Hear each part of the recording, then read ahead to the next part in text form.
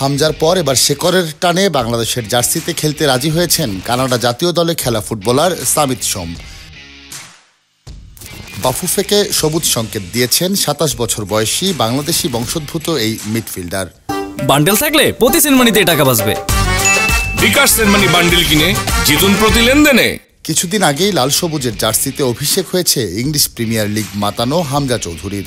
FC Asian কাপের বাছাইয়ে হামজার খেলা মন জয় করেছে ভারতের ফুটবল সমর্থকদেরও। এবার এলো নতুন সুখবর, লাল সবুজের জার্সিতে প্রতিনিধিত্ব করতে রাজি হয়েছেন বাংলাদেশি বংশোদ্ভূত কানাডিয়ান ফুটবলার সামিত সোম।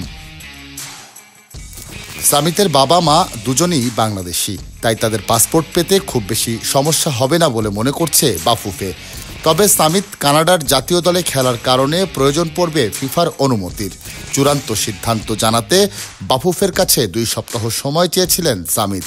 এবার আনুষ্ঠানিকভাবে জানিয়ে দিলেন তার ইচ্ছার কথা। আর বাফুফেও চায় আগামী ১০ই জুন সিঙ্গাপুরের বিপক্ষে ম্যাচে তাকে পেতে, তাই দ্রুত তার পাসপোর্ট ও অন্যান্য প্রক্রিয়া শুরু করতে চায় বাংলাদেশ ফুটবলের সর্বোচ্চ সংস্থা।